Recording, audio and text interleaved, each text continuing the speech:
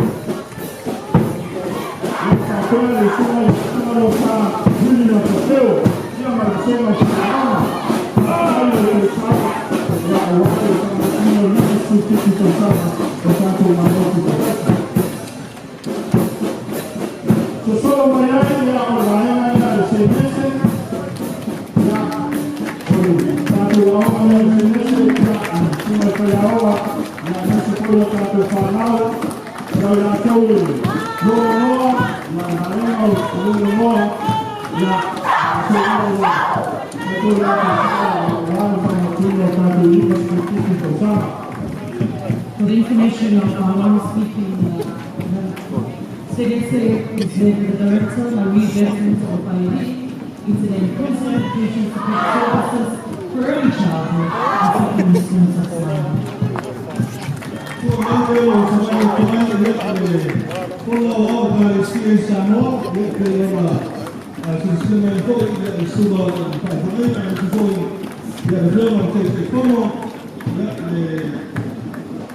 Yo trasfondo ya Cassiano della Pepe y a Mensajero Supermercados y a Automoto ya Sui Mamano en forma parecida toda transensamo para que le costaba para que el pueblo de Mamá y el campo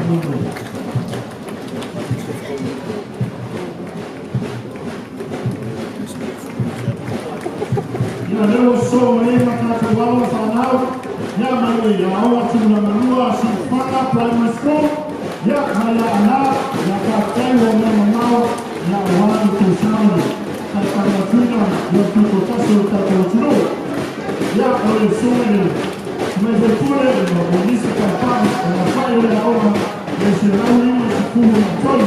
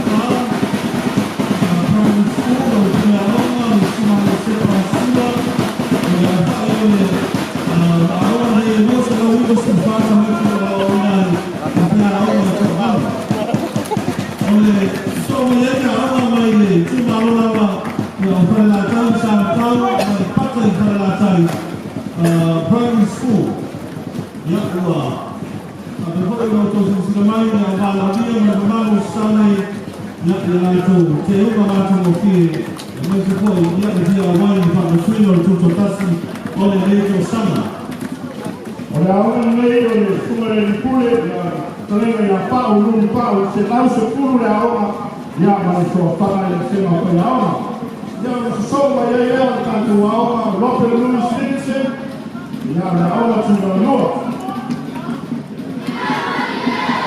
Robert Louis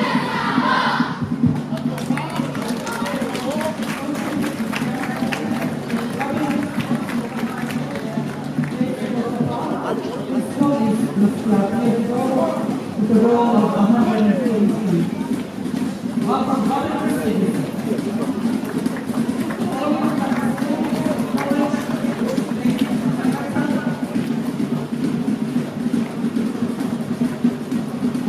Ahora primary school Robert Louis in Loto Park. Mwenyetu asoma yaina aone mawanuma Robert Louis Stevenson College.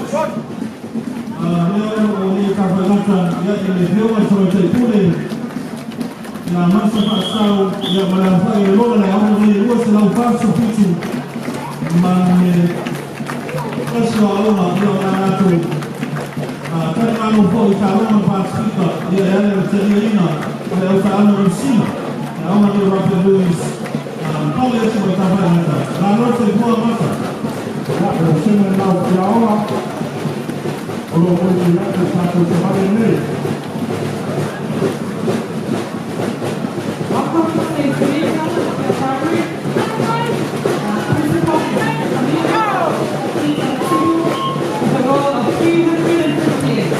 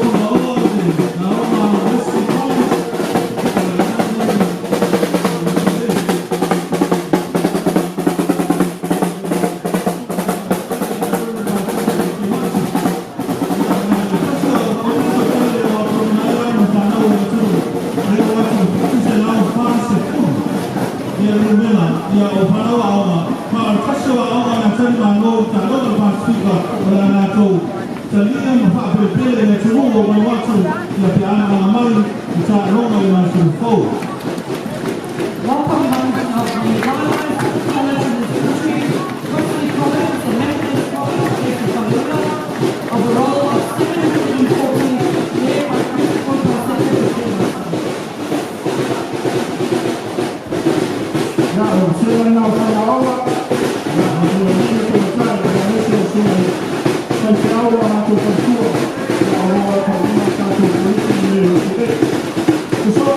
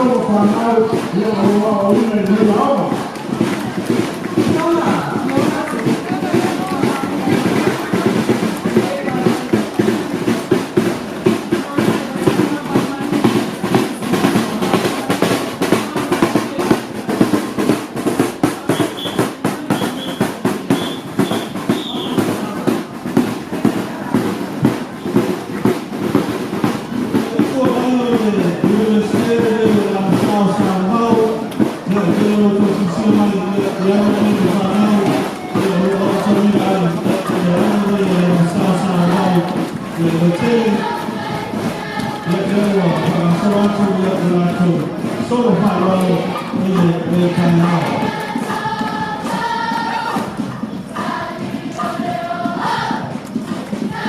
Try sound right from Alpha Latina or the membership of 50% of the ya masomo area ya marekani sabale today ya watu wa Manoa school ya Marifa na wao na meso shule kwa yao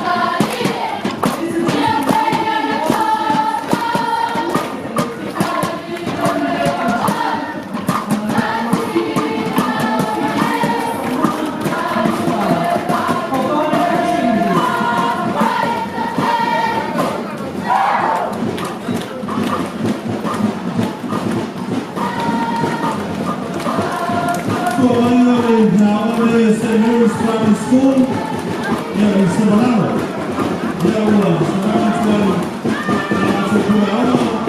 Sister Marcela Telisio, ya Hui, ya Utatanyuno, kama Lasalina Hezemi. Kasi wa watu telefana wa watu wanaibaana kama tani. Basi sababu huwa sukumu kama tani aiki o watu wanafanya watu sukumu faa. Na wao ni kama tani na watu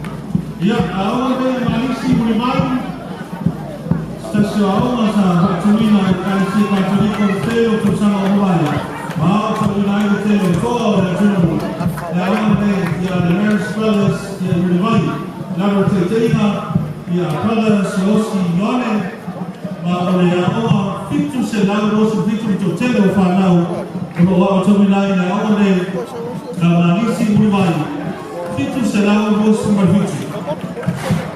Valentine welcome to Marist Primary School. The Marist College was founded in 1871.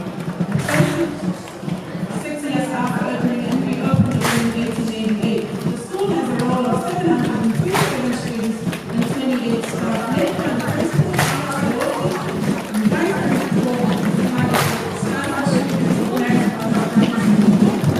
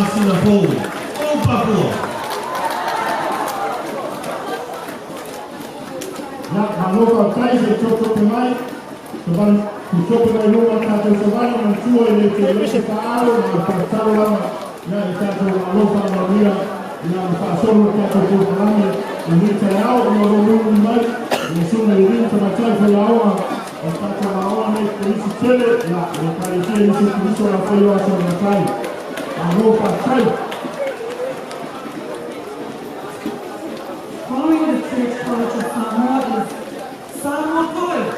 At Samoa, Samoa to knowledge tutoring, led by the children of the Church of the Principal Awaba Bahani Mokina. It has a school roll of 750 pupils. Founded upon this, Samoa College was established in 1953 to educate Samoans in preparation for self-government.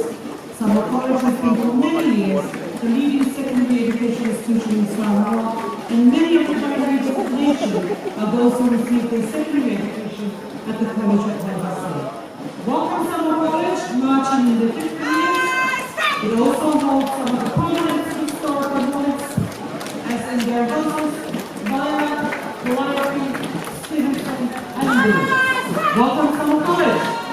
Ya, oleh sebab polisi Samoa yang berpasal dengan Sena, Aina nalo sema sepuluh mtasi ya makaso solo tuwai.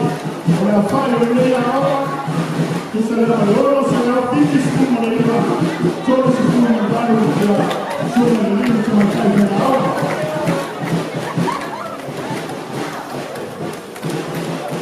Ya palo kato manova ya ya makaso solo ya kusabani. Aina nalo sema sepuluh mtasi.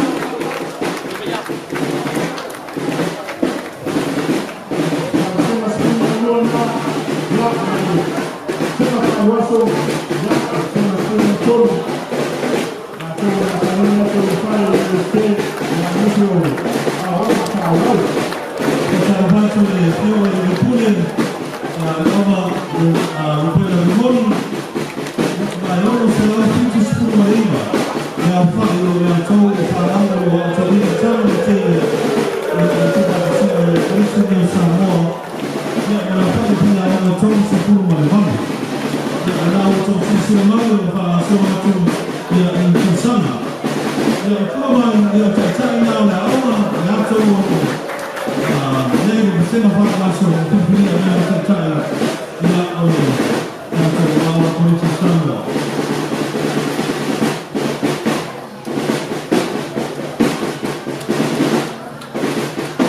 sio bado na ama sasa sio ya ama ya se transformó en una mujer para el pueblo y no le coloca el calor para los demás pero lo que es actual ya o tanto por eso Samoa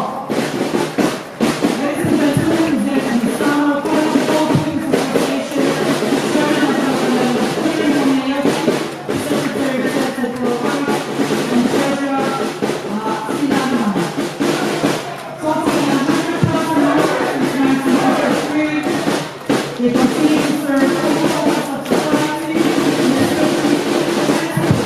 serve most people.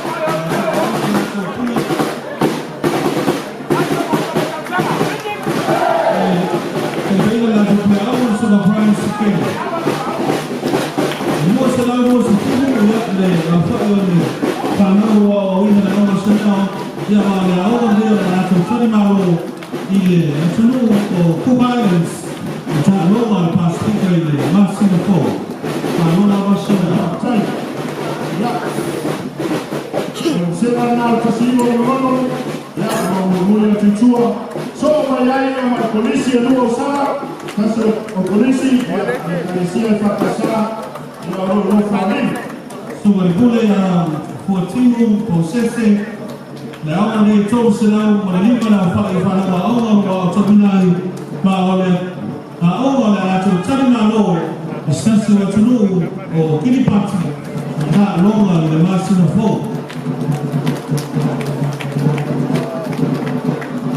so maya Tuatu na awa ni polisi wa salama na wafani ya na awa ni Fatou Tua Christian College wa Imateni.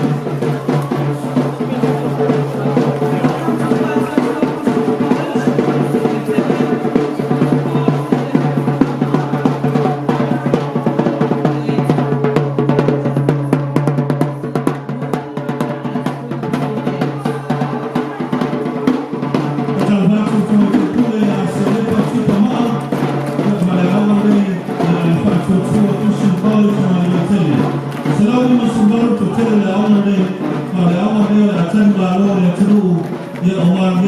Tupo, Northern Marianas, Taloa, Pasifika, Ile, Masina Fold.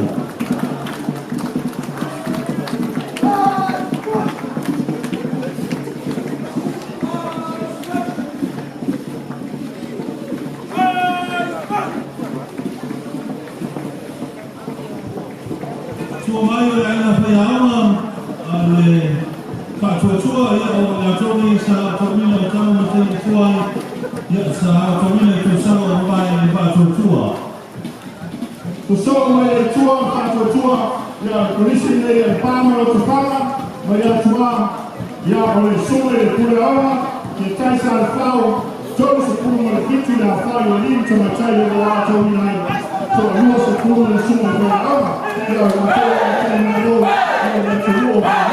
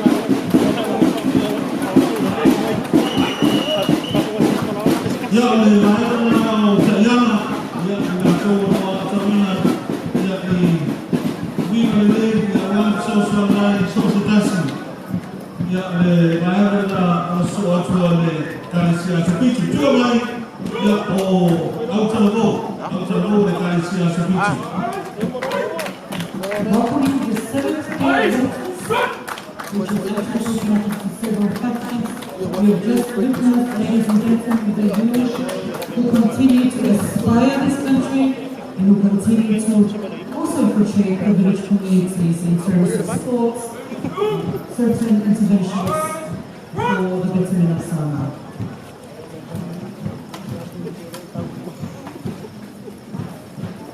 Yang dah coba mengajar selama ini hafiz solo dengan telefon. Yang bagaimana yang kalisia tertutup. Yang coba mengarang yang Allah. Yang bagaimana punya yang telefon.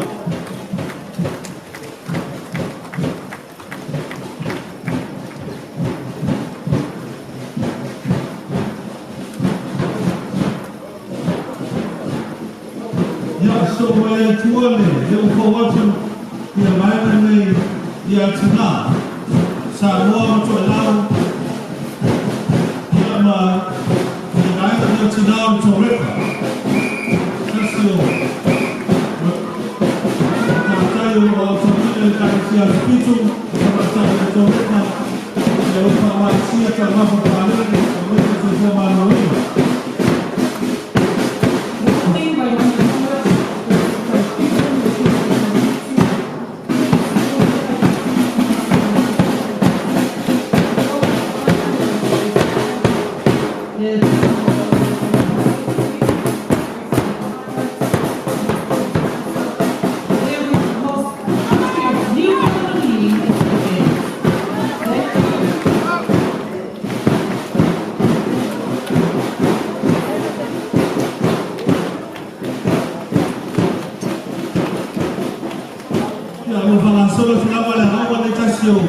Polisi Totele, polisi ni umemoa, pia na utamsisi mai.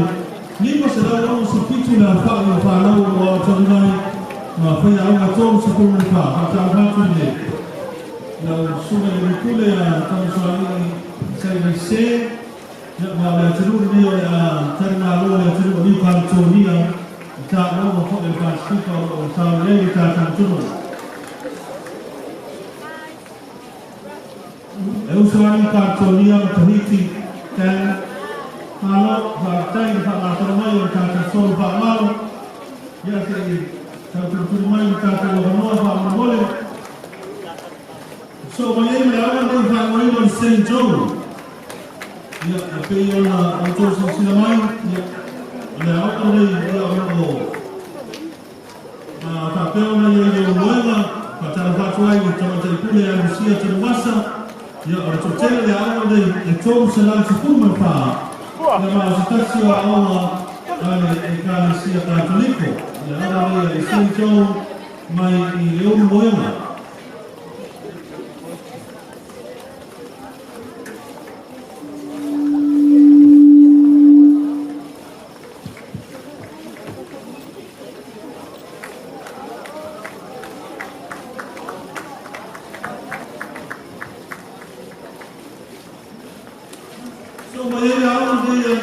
Polisi Australia o papel de tratamento da APTC ao tomar e ter o tomar esse para o melhorar e a algo para o Pacífico para o Samoa e ter o tomar e esse o tomar APTC e o papel na Vegas.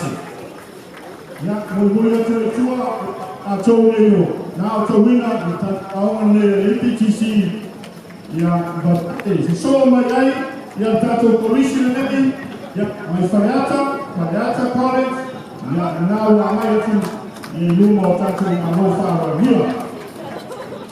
Did you welcome Fariata College and occupy the role of over 800 students? They will be hosting the Islands of Tuvalu in the Adopted Country program for our Pacific Games next month. Happy Independence! Fariata. Ya Ronaldo mai atu ya atu fale perhaps fale leo baya ya Ronaldo au tu lumo tanto today ya nalo mfano wa polisi Fariata.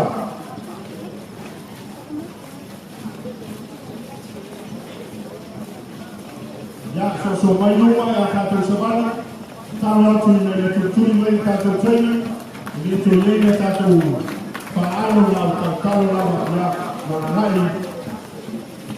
ya tato sabani ya o sini ya mama waluna salafai ya polisi pale na waluna yatu. Thank you, Fariata. Ya unatoa atoka nalo ile atuo tobani.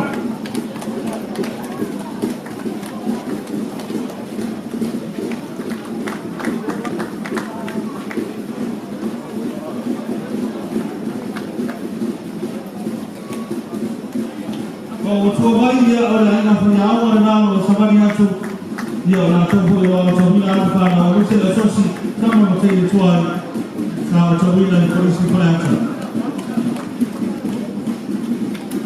Don Bosco Technical College my Roma ya wa kobatu ya lato sabari pa alaro ya ile nema na utayao. As a polisi ya utaka sisi Catholic. Don Bosco Technical College, ladies and gentlemen, joining us for the 57th anniversary of our independence this morning.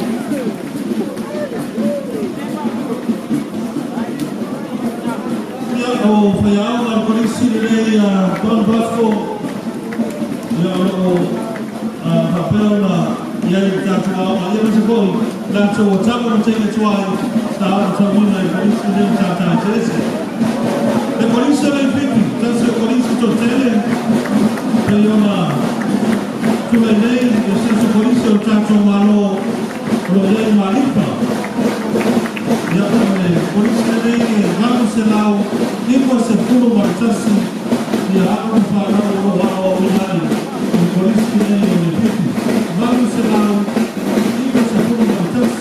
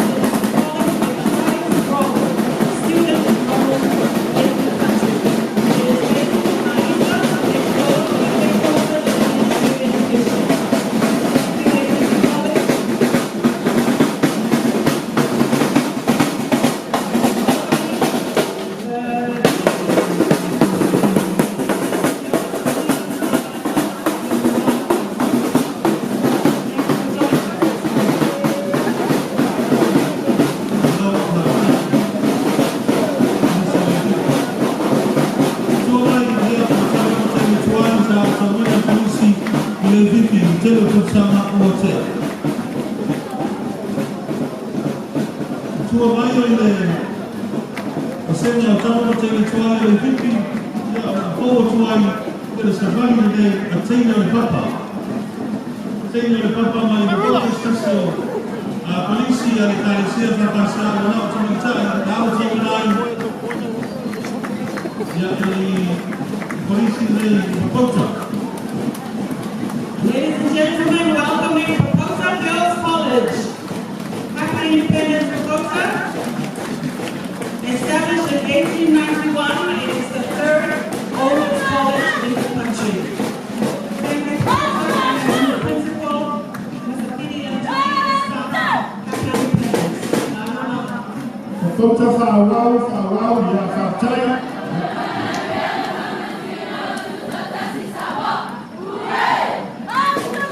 Hello, Partai de Campeão,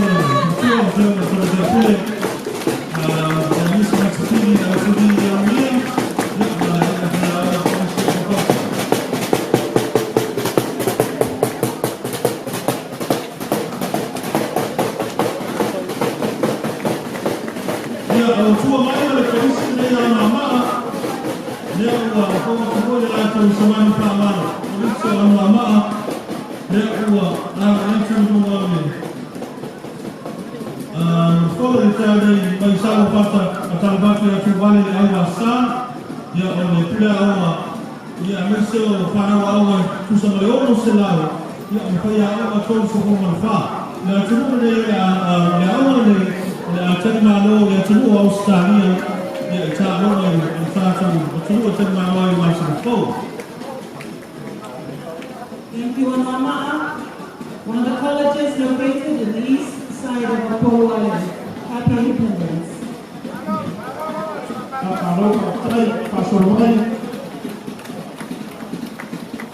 Ya kusoma yeye tua ya mtoto waona wewe School of Finance ya alisifa kasai ya mwema ya ofisiaka na watu wengine ya teknolojia ya wale tazini ya tosini wata. The Uruguayan Folk College of Fine Arts, one of the colleges by the Congregational Christian Church of Samoa, located in the Uruguayan in the Anna district. A row of 15 is now obtained.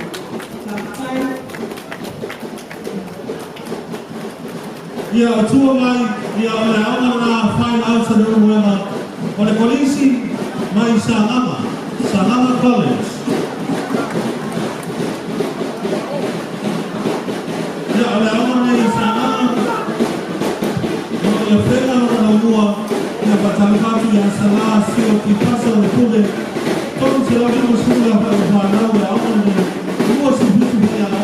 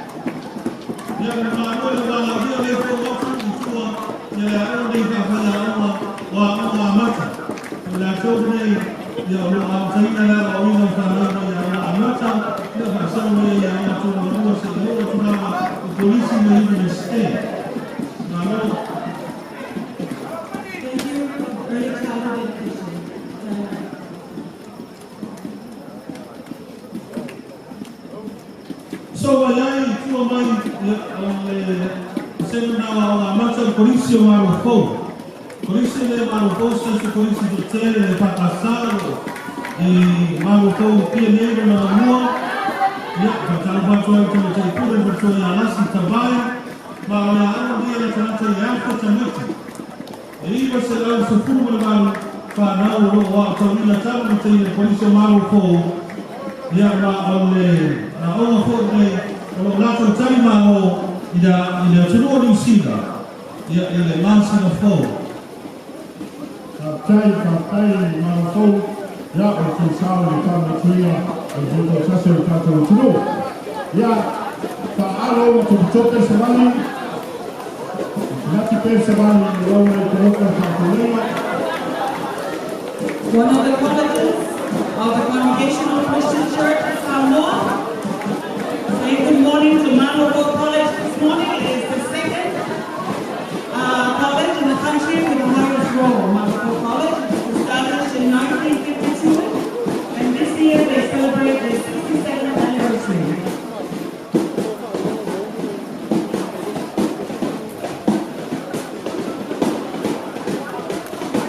Ya whakasora tūnau te kolisi o Maro Fau, pera o na tanu atu, tasi o kolisi to tele. Ma tanu atu o leo a sini o hai kolisi o Maro Fau. Ya ona o tāua ma whakatui o te aso a topa o tātou tūro.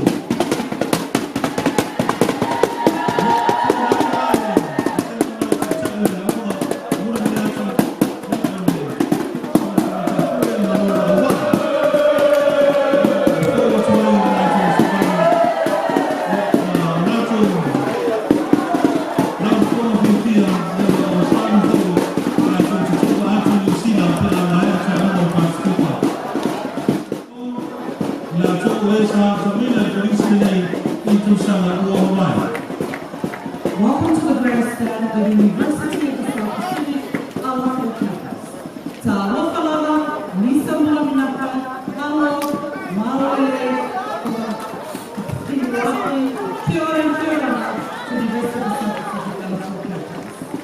The campus was established in 1977 and is currently led by the new acting dean of School of Agriculture and Food Technology, Associate Professor Siaka Piara. The university has 15 senior staff, and most of them are last minors.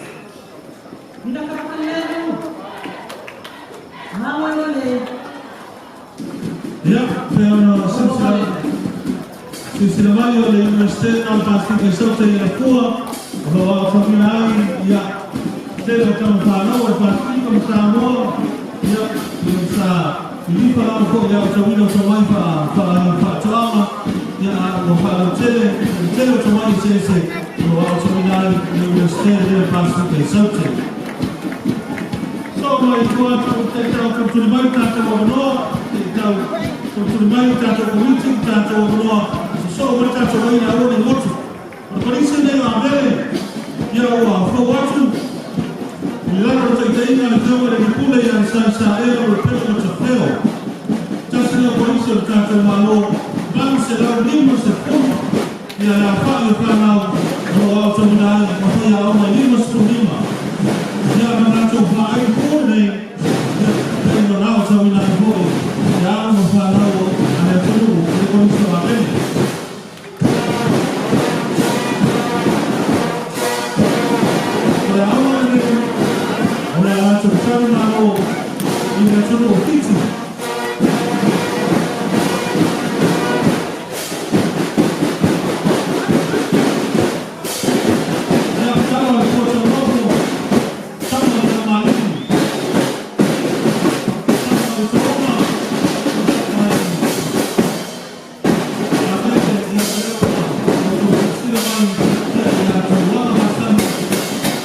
Amen.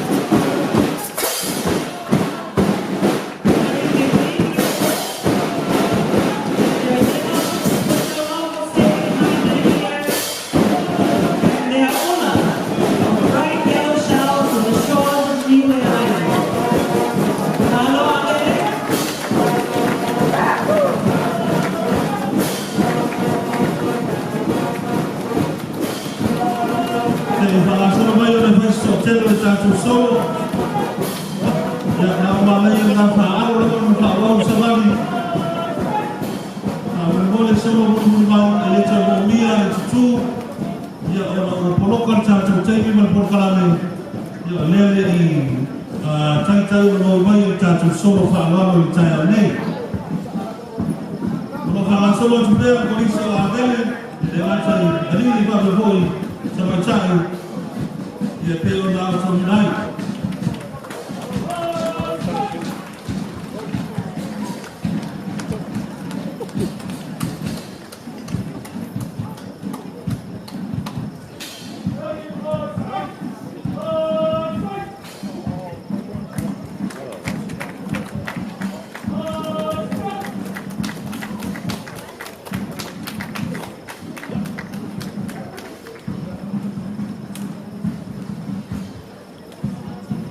College has a roll of 850 students, 55 teachers.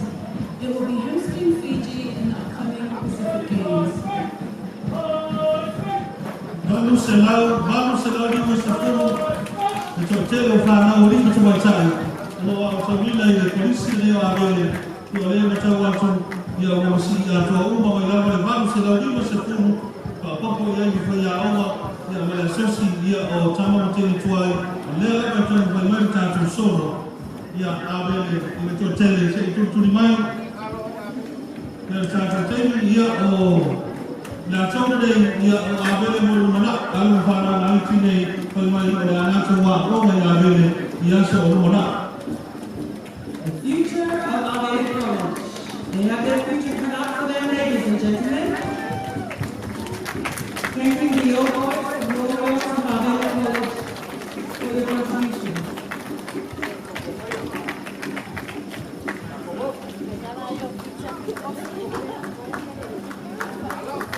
Ya apa asal mai awele o mai ia sosio tana tele tuai o tua no mau la fia. Ia o mulu mai ia ile tātou solo whaaloa o whaafiafianga. Ile tātou mulu tasi o whaafiafianga ia tele o tātou wa oma.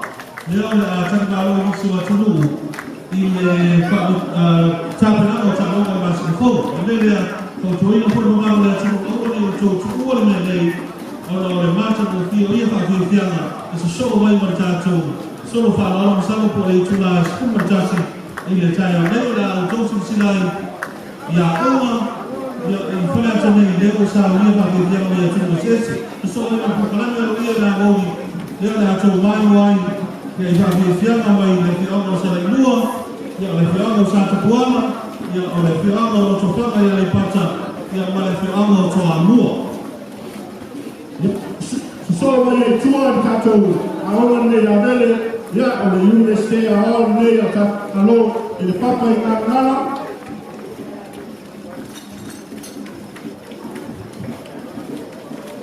Tāwhatu le Universitea o Samoa. Ia lea o mai isi o Tomai ia o Iseina. O Tomina I Tomai ia whaarivaa, whaatewivaa, tātou o Tautua. Ia e ngatai o tātou wai o Morisami. Ia whapepoi neni ma waa pāsese, waa aloa I le tele o tunu o le nanau. The National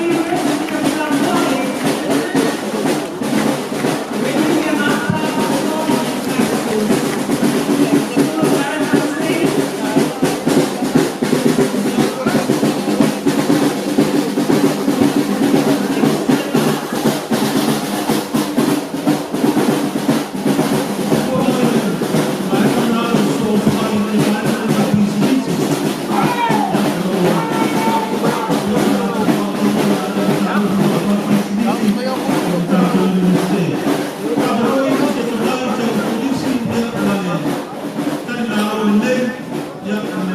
Tourism and hospitality.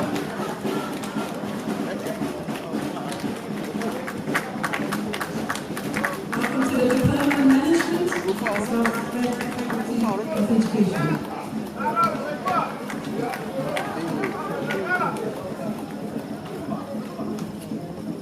Ia ole vana na fa so tua vana roina. Ia tua mai ia o whanau o Tamina tua mai wha tausi mai, tausi soi kua. Ya fiai e bisa motor mali. Ya udah Pak asal mau isi lama deh.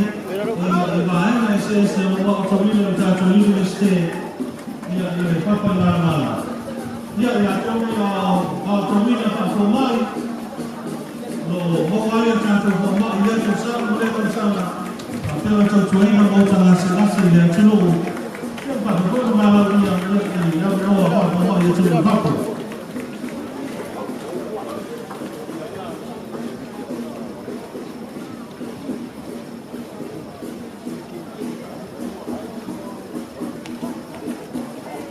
Welcome to English Center for Sound Studies. One of our international students. These are brilliant.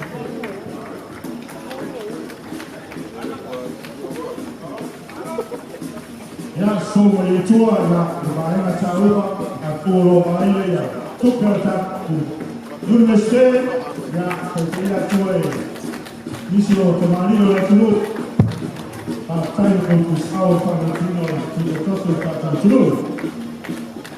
Ya oleh Poyana Mao, ya Poyana Corporate Services, Habitat University, la Ovación Soina, Aonama ICS, ya Ofiai, ya Aonama Kela Silvia, ya Ofisa Umar Tato Malo, ya Lebaina, ya Fatimina, ya Aonama ICS, ya Mole University o Samo.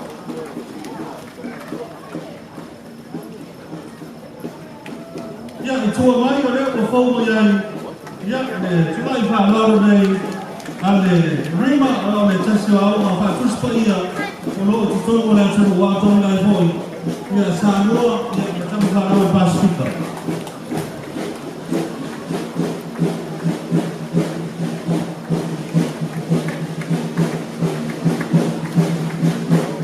ya lalu oleh rima Sai Campelino untuk saus cosa uma para tindo capo na rota.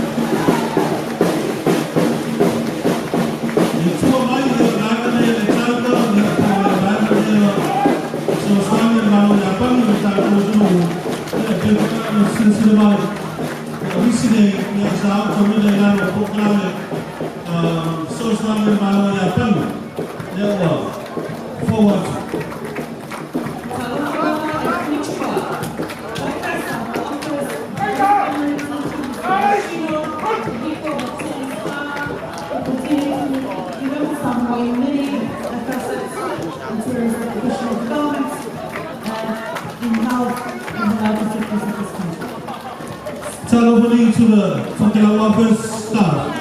On the official announcement now, on the now let's support ya orang tua papel orang suai ya film yang berfotokan ya tahu berfotokan sama ya orang tua official now for watching orang tua sampai faham apa time.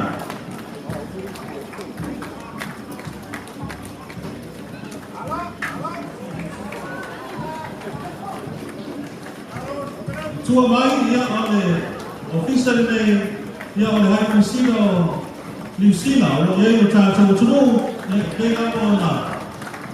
Sifia itu orang orang ini official ini High Commissioner itu ya mah tengah lainnya itu cara curu ya Lucina. Kia ora, te pēr koe. Welcome Dr. Trevor Matheson, His Excellency for the New Zealand High Commission Office and his staff. Thank you for attending, thank you for participating at the 57th anniversary of Independence. Ya semua ketua yang berbahagia Family Health Association yang atau pihak yang telefon yang mesti yang macam ini juga yang orang koordinator yang semua tu yang isi dia sepa. tua mai ia o family now. Leo ko fo tua ia company ma le Samoa. Le ave fo Samoa, the Samoa Airways. Tana patoi le pio le telefono. Le pio ia kuia. Kua le toa le supoi ia le pio le pule ia siuni. Kupu mau after tuana ia na polisi ba tonu mai se ole. O la lena uma ale Samoa Airways le va le Samoa.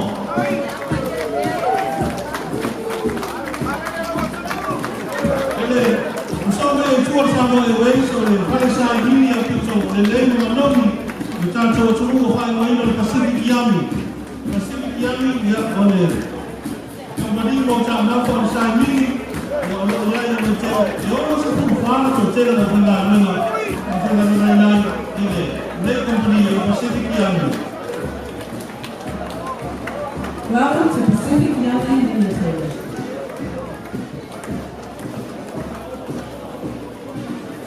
Before my Pacific Yami, yeah, forward to fai mai na tau fasi na sila ko tamai tai sa ve mamu na no leo ko tai tai atu ya na pio na tamui ani laula.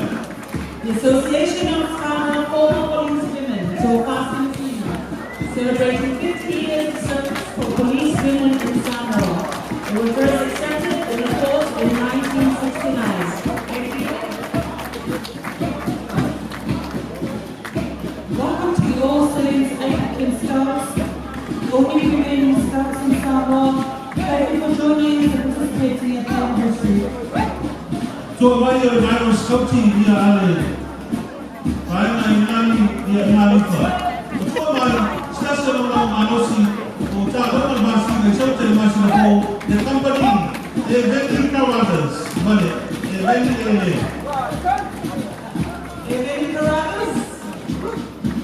celebrating 90 years of service in Samoa.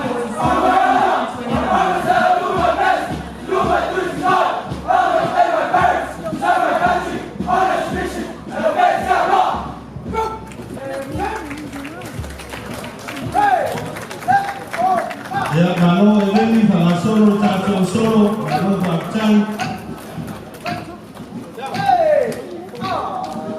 ya itu amai company American Brothers ya oleh banyak dia ada Samoa Samoa ya oleh banyak tua ya ini mana itu oleh itu oleh sana ya mana sosial orang ini ya orang kapten hati na ina boy ia ia ko ta lo mo Pacific ya to na mo fia na ba ia mo si no Pacific. Samoa Loyalty Society, ladies and gentlemen. Ya kasi dei ya o awo tama kasi ya o tama no pa mo ni na tu wai ni moso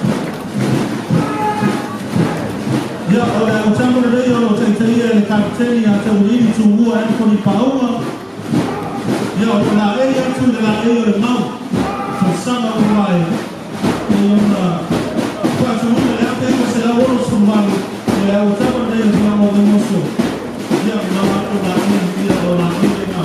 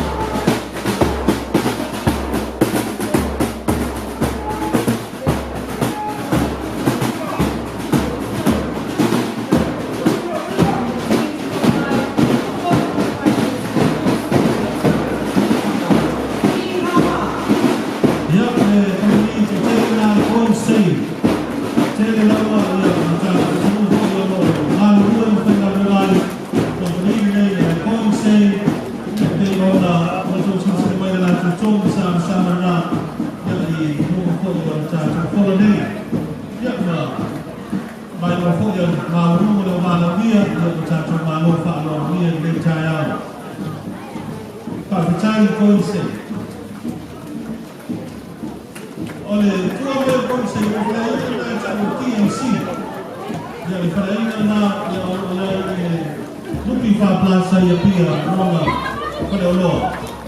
Ya, tua bayo le kachisel Samoa. Tasio, company telefoni lo tato tunu. Takamatu la wafio pepe. Christian Freud, ya, Mosapoi. Ya, ole ofungame wala wala kachisel Samoa. Proud sponsors of the 16 Pacific Games this year, ladies and gentlemen, please welcome Digicel.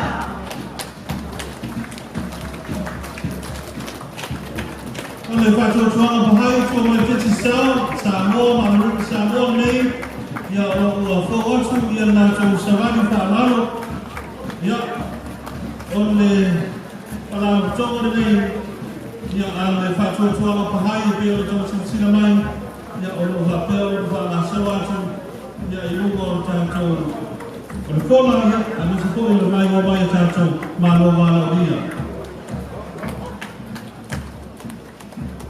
o por kalamo o to ina na ma an fato to ma hai ya fiai ya o ma tamaiti o ma talago la mata por kalamo o la ba o talago o le ni o so na mo se ko pa le na ya mai se o to ama i tama ma lo la mai le para toka pahayo Samoa. Tua mai, yo le tasa pisinisi, mtato tulu, mwana hola mtantua, the Business Systems Limited. Ya, kama o tuwe ni pima ni kule ya tufea, ya pima nuema, ya le pisana. Welcome Skyline Company Limited, led by Mr. Bob Chen, has been in service for the last 4 years with a diligent staff of 60. Mostly men, but very strong men.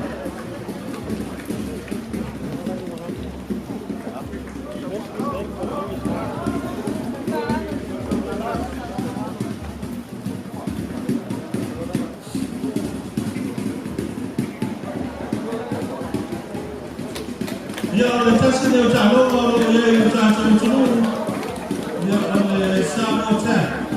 Ya, o wapea, tasa talo fo. Ya, o telefone ya mfana, ya pia ni tano. Ya, to sisi mai, ya ile pia ya kafu chini ya mane. Na tubaye na Samoa Tech. Incorporated ya sasa tano na lista ile tatu tu. Ladies and gentlemen, welcome to the Pacific Games. This year will be the fifth time that Samoa will host the games, and with only 36 days left until the opening ceremony, Samoa eagerly counts down the days before it participates forward on the global stage and hosting many of the Miracle Games. One in spirit, Samoa belong is the slogan of the upcoming 16 Pacific Games. Ole tua mai o talo o bisa talo na pasti pa na tala tina. Talo tu pa na tai. Ya ya semai. Na rumah le kawan. Ano ma tai kuni ke sina na tala tina.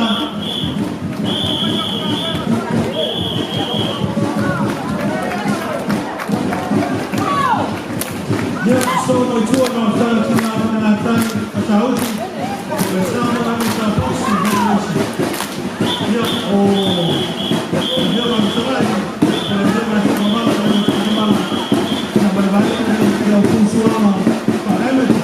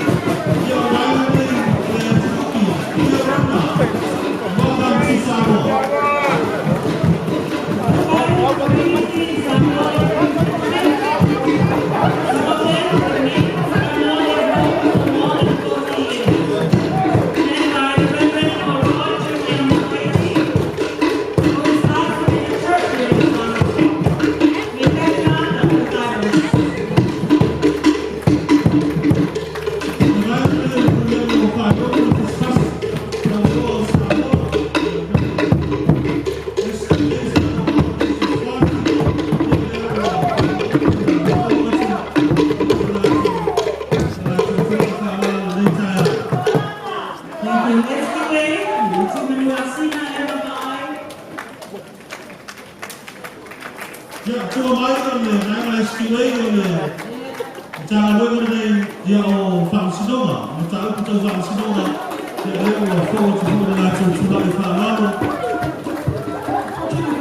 Ladies and gentlemen, is the Ministry of Justice, Courts and Administration, Foreign Minister Honorable Awasaf Kusau Angku, Associate Minister Ismail Victor Tamakua, the Acting Chief Executive Officer of Yoma Loksa Pinata Pomo, with the total number of staff 191. Welcome and good morning, NJCA.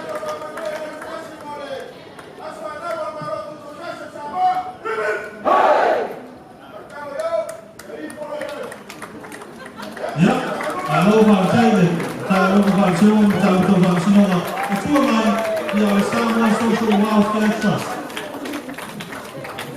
Welcome to Islamic Social Welfare for Social Trust, led by the CEO, Teresa Asiata of Islam Al-Fire, working in partnership with the population and promote courts and youth. Itu mai dia oleh banyak pendengar macam staff kalau orang macam itu. Now, Tanzania tempo ya paling sami hata ya amese ya kwa faida na nova faida kwa ofisi ya kwa staff kwa mobile ya kwa churu.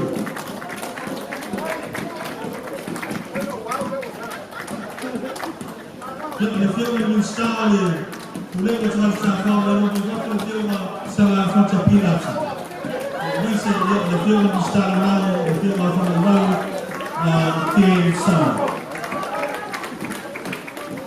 Itu awal yang sesuai dengan sentisi yang malu sama polis cross yang boleh dapat law yang berofficial yang lepas forward to go to somebody yang ini dalam saya. Welcome to the Ministry of Agriculture and Fisheries, led by Minister Honorable Paolo Natalia Mua, Associate Minister Kasota Roba Tantokapa, Chief Executive Officer to the Full David Hunter, with the staff personnel of a number of 383. Ya, macam mana dalam banyak negara staff, firman Paul Natalia Mua, ya, macam staff lama ya, terima kasih untuk parti. Macam mana secara ni, ya, kalau orang mengatakan masih boleh official sesuai dengan pasal intisi kalau boleh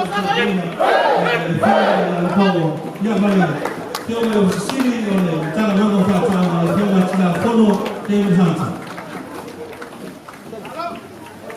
semua yang boleh silvia oleh official oleh follow off itu lah follow ya atau follow orang tahu parlimen orang terus boleh tahu leo for what you get Fa'alalu ma'alumu ilaihi ta'ala wa fa'alalu.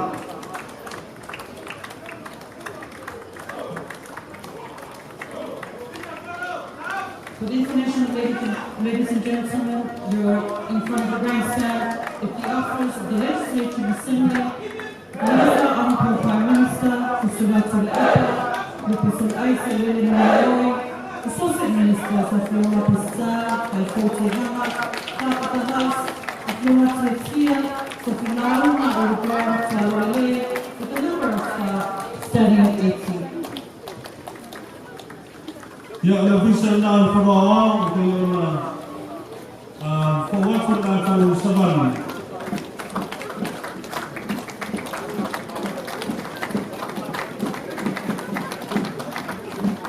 Welcome to Finance and Workers, led by Dr. Mojo and 300 criminals. Oleh baik ada fale alili o ngalu fa tai New Zealand kasi por kalame o tai na fioma ko tano atau NLD.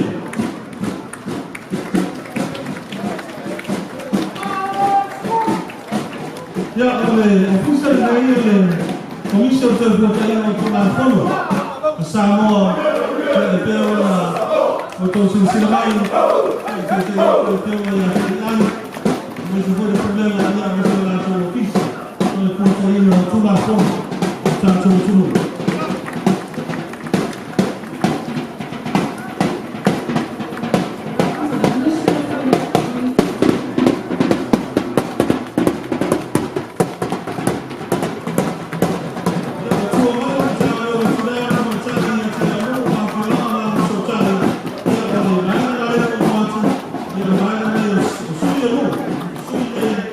Yo, Fiona, and not to the league, yeah, I got before you took me to my league, I got before sweet to my child, you know, the single to my child. Kaya wala yung sweet to my child, yung malo mga Fiona. Yeah, pag before you move the answer, the Fiona, kung sana. Yeah, Fiona, the answer, yeah, hindi ko yung pamamayo. Fiona, kung sana pa, yung channel, yung sisigi, yung channel, yung message Fiona, yung star, the Fiona, yung chama, Leo Doctor Tanya Leo Chama, yeah, Fiona, yung star, channel, yung channel, yung channel, yeah, message boy, yeah, yung star, lao.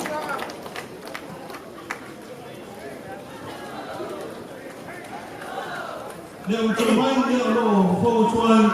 Ya custom tahu kata malu, ya di tahu falso taina, ya bahkan akan mengusung pada yang ko, ya untuk sosial ya ini tahu mana ya orang taina bahasa lain, Malaysia Malaysia kata malu tu itu, ya lepas ya pulau, tanpa macam orang sini, ya mesti lepas mesti Fiona bersama Rico Tupai, sesi Fiona untuk telefon fantasi untuk pedai dan mereka memulai dari susah. Cuma main dia oleh usul aku macam orang usul terima dia oleh macam orang aku usul pulih faktor dia oleh faktor faktor dia Fiona Fauri untuk awal dia ada problem dengan Fiona dengan usul pulih faktor untuk usul regulator. Cuma main dia custom macam malu, dia macam super low. Ya, macam pun dia langsung ayah cium luar, tidak luar luar faham permai macam tu. Langsung pun luar faham poin langsung.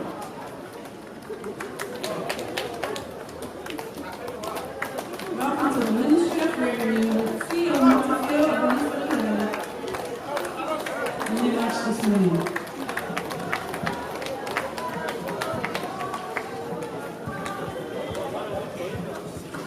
So I told them to lay that to, so I told them to lay that down.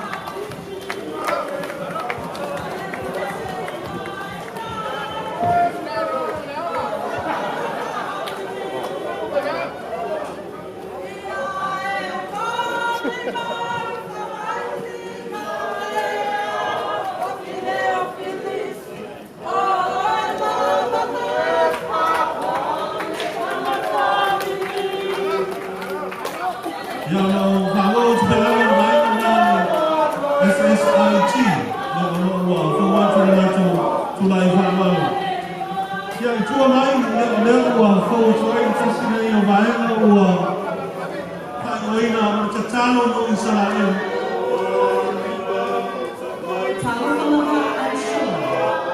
Marching out of the prayer for Israel banner, with a love organization provided each month to offer prayers of support to Israel from Salman. Current chairman is Reverend Al-Salih Selassie, spokesperson Hugo Bitham, and the members from different churches and denominations of our country. Welcome again and shalom.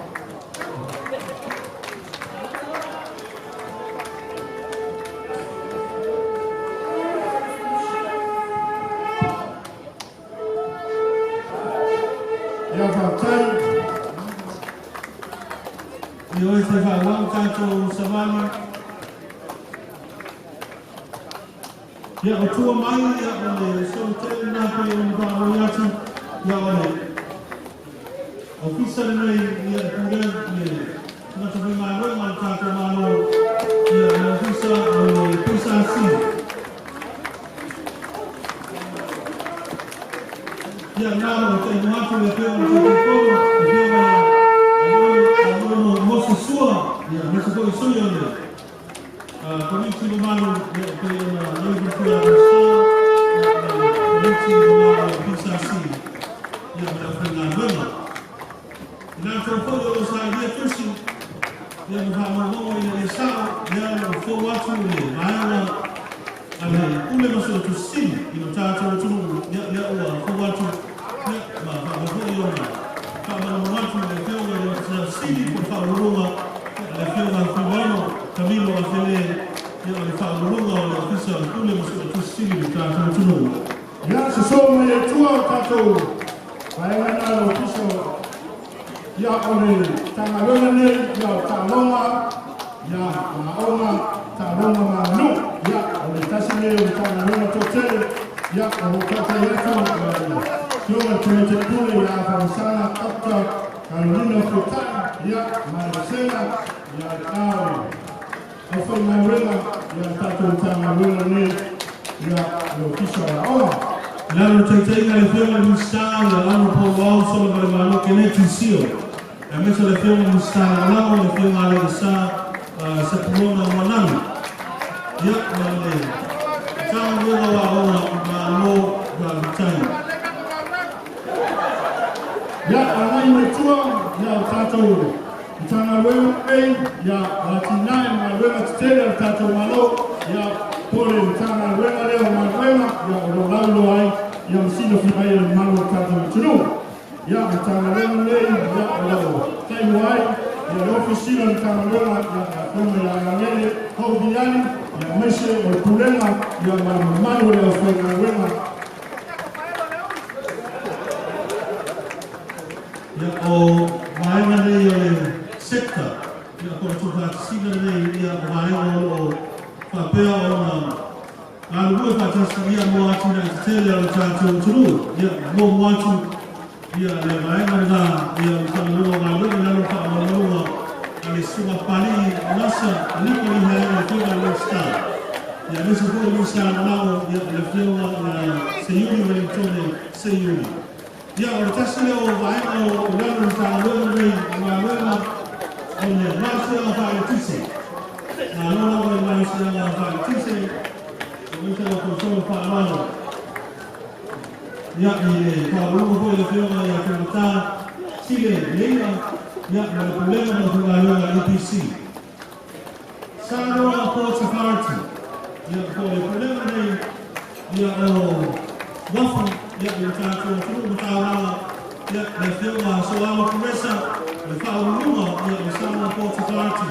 Na tufogo umeya hatana ya pale mwenye meli mwa uluma ilo tatu tu mfano wafu mtawa ole problema va wakati uturu ya tete yako ilikuwa ni ya kuna ya pani na hapo nisio Billy Nelson ya Nelson Kumela ya Manu ya Fernandema ya Marofa Taino Kusao ya Rafa Mtino na Tito Kosa wakati uturu ya o mtawa official wa ya Ministry of Works. Ya kwa mai ya bayo swabani leo. Vio masho mali cheni sana. Male problema swabani ya male afanya leo. Ya asi. Ya kwa watu na kutula ifala.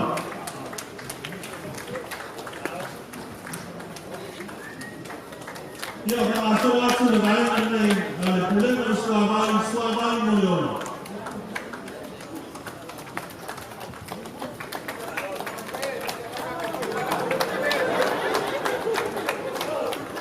Wewe mwenyewe unaona maana ya sima pale na kwa nasa niko ni msifo ya kama sta nalalo seyuni mwini tone seyuni kwa maana ya online msamo shipping services limited maana ndio watu salia hapo mfoi ya mwanadamu tatu riba ya kampuni ba tele watu mfafa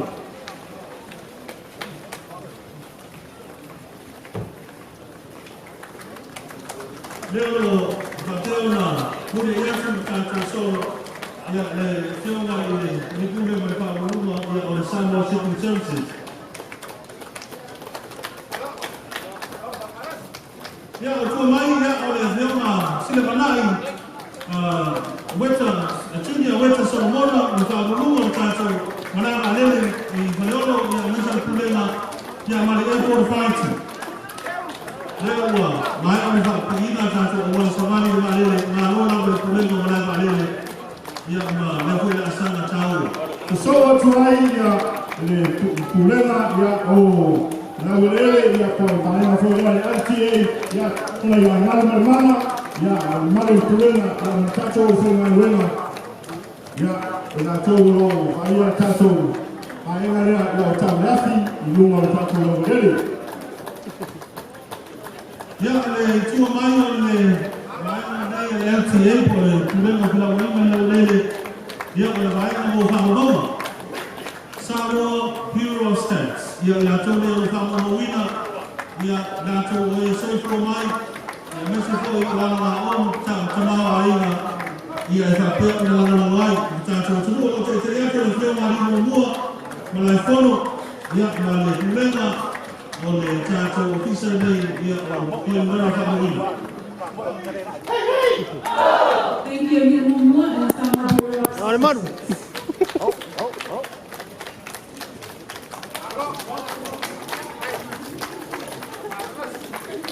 Ia I tua mai o le tanga loa tupe tupe, le tanga loa tupe, for the Ministry of Finance, ia le ua ko watu no lato tula I tāwala ia I ko e te teina le whio na laso sofa sina, langa I mana Oscar Maria Moi, ia mese ko le whio na le Living Star, ia o le tui matani oro, le whio na City Epa, Fioti, ia ma le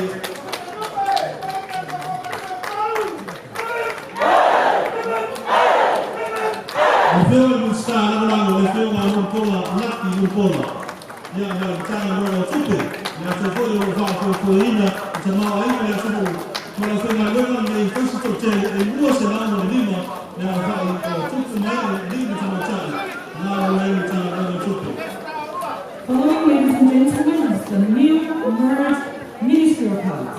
Since 2006, which was realigned, it is now merged under the leadership of Honorable Fernando Nicos, Associate Minister to Family, the Refugee the incidents are now to their fourth of Itapi Nasuri, with a total number combined of 1,643.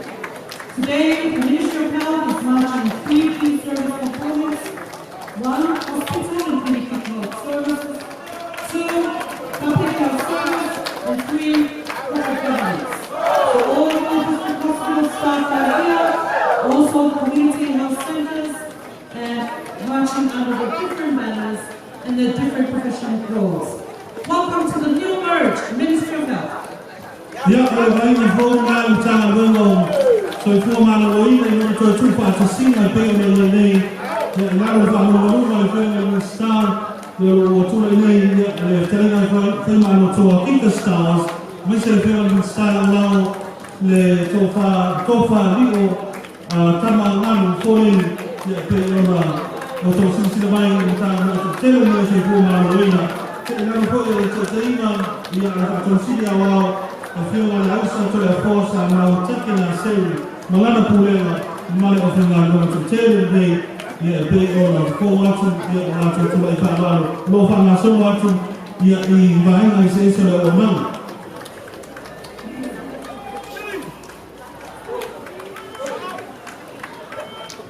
Ya, ma lofa tai, ka tina tia tu tātou sabari, ya mitanga renga ro, wa ia soifua ma waroina o tātou tino, ia mesa o tausia ia lei o tātou soifua, ia vitene o whamai, ia warofi ene tātou tino, ia nāro whaso tōra o te pea, ia rea whainga renga tō tere lei tisaro nā whai, ma me rafte tōru se rau, furu, ia me whai tau a whai. Ia o fua au mana o watu ai, whautuanga whaasoi fua maromoina, o ngā se tau whia bipisi, ia o mea fua iau na whamarasia, ia mora soi fua le lei o tātou turu mai nama, whana witi se ia o lava ia au ngā sua. Ia o whana soa turu whai ngā runga tō tele nei, a tātou maro, ia masano, o leo a wai mo mai ei suma I fua mai mo tau soi fua, o whare mai whai tū maro, ia e nātou solo wha lalo no o tāua, ma le tū maro o le so. Alo le whio mai asa.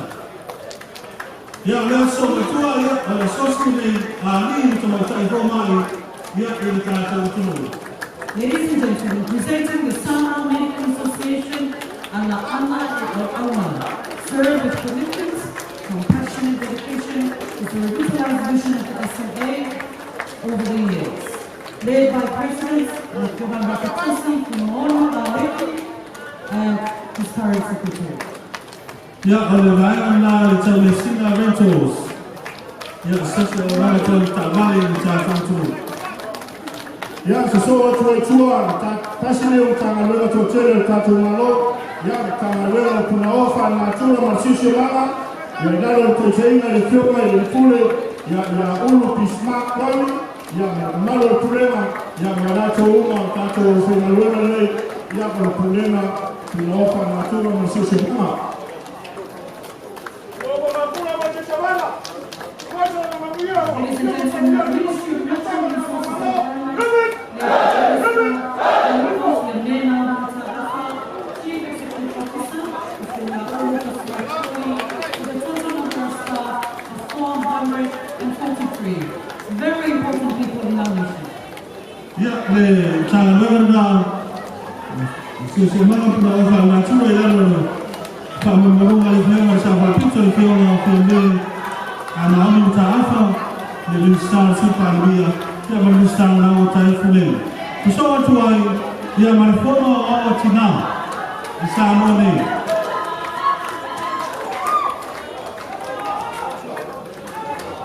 ya kusoma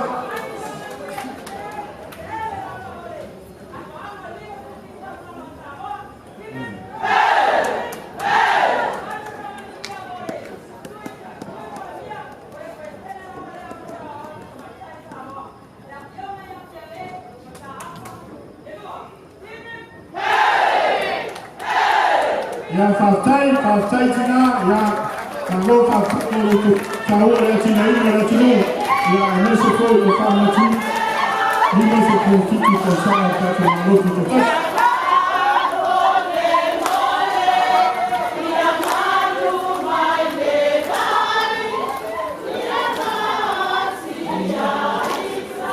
Ladies and gentlemen, it's the National Council of Women of Samoa. Women of Samoa consider the backbone of our country. They are involved in all facets of society, from domestic, professional, religious, and they are very notable in the household, but also at the national level.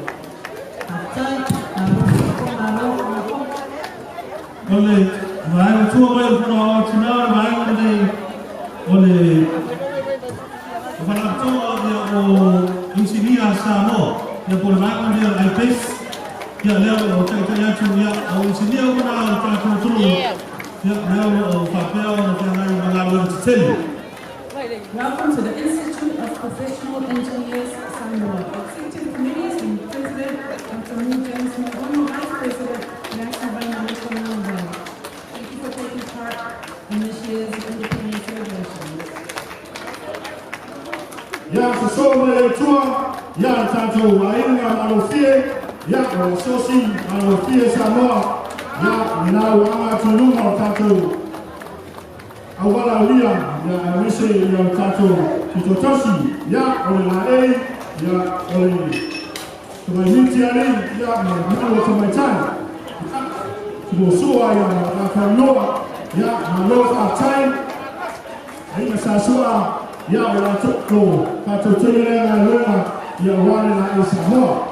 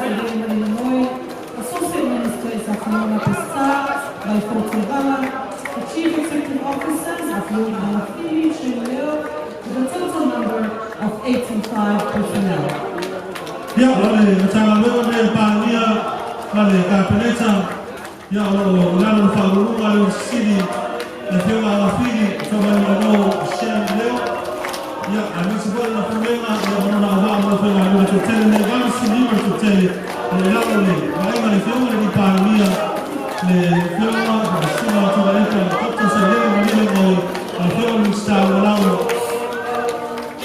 na fiona ni star before the star na mtana mwile pahania mbapeleka ya ole vaina leo society ya pole vaina ni Red Cross ya watoto Tatuina ya sistema leo mwisho kwa nale tupu kwa kose ya wapo kalamo tatu tutasi ya leto sana ya Facebook mlaiva kwa tayo tosao ya wale tinaina tatu watu ya mwisho kwa mlaiva ya muyaya tatu sababu leo tayao ya komiti yote tapenala ya tuko tasi kwa hapo siku mlaiva ya nao tete yako leo ni tete fono sofatasi Yoma ya afa msama liko tupai ya mesha ufaulu numa mtana wema msuipule na nao ya mesha komiti ato ya orogo patia wata pelina ufamu mwe tuko tasi yu afa kumalina.